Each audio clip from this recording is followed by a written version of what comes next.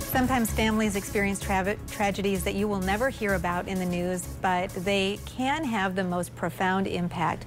We're talking about problems that our expert in elder law and estate planning, David Carrier, deals with just about every single day. David, why don't you tell us what's going on here? In fact, you were telling me a story off camera about an encounter that you had just last week that in some ways is so preventable, it's kind of heartbreaking. Well, you know, that's what we deal with every day, right? The problem is so often people don't take these things seriously until it hits them. And that's when they say, hey, what's going on here? You know, we got our Smurfs again. And the situation was about 18 years ago, daughter moved home to be with mom. Okay, so here's, where are we at here? Here we go. There we go. You know, so mom and dad are at home. Dad's not doing so well. You know, the angel daughter shows up and since '97 has been caring for mom and dad.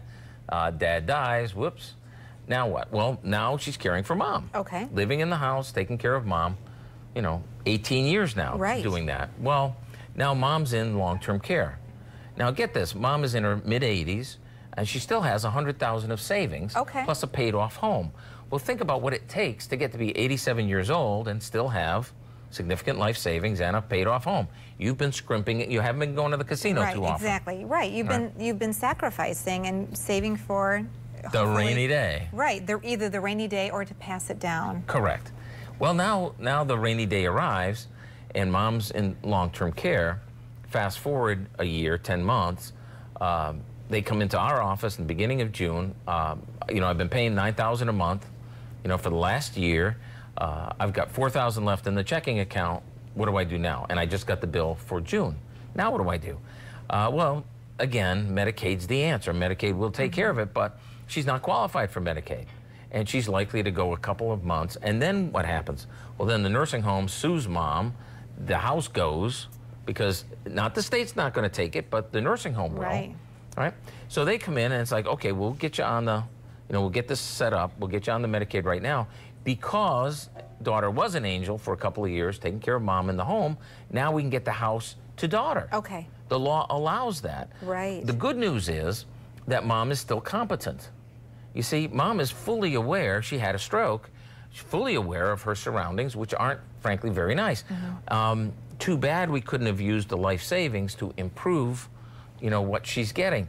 And the frustrating part is, and this is a, you know, this is nothing new. I mean, this is, you know, not every day of the week, but a couple times a week, we're confronted with this situation where if we had done some pre-planning, things would be better. And the problem, of course, which is why I'm here, right, why we do the radio show and the workshops and all the rest of this stuff, is to get people saying, hey, you know, this stuff really does happen. There's no headlines. It doesn't make the front page of the paper.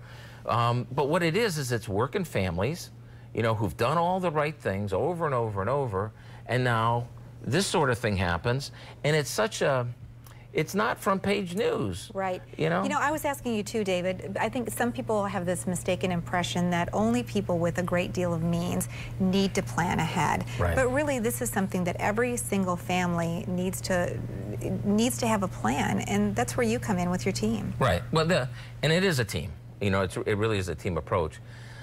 Of course, everybody meets with me at some point, but it really is just it really is a team effort to, you know, to get the solutions and to figure it all out. The thing is, the less you have, really, the less you have, the more important it is to make it work. Right. If you're a millionaire, you get to make mistakes.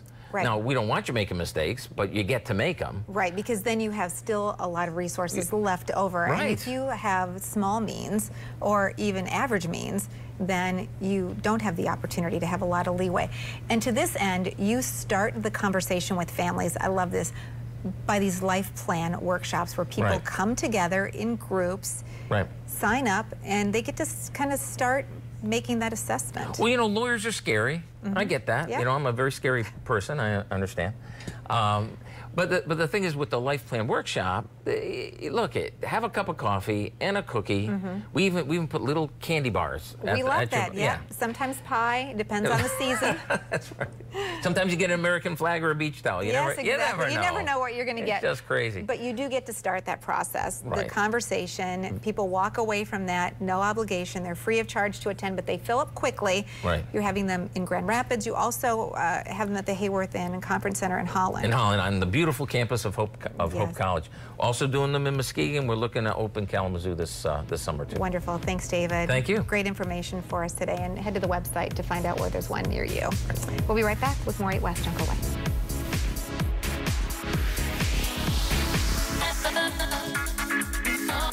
That's West.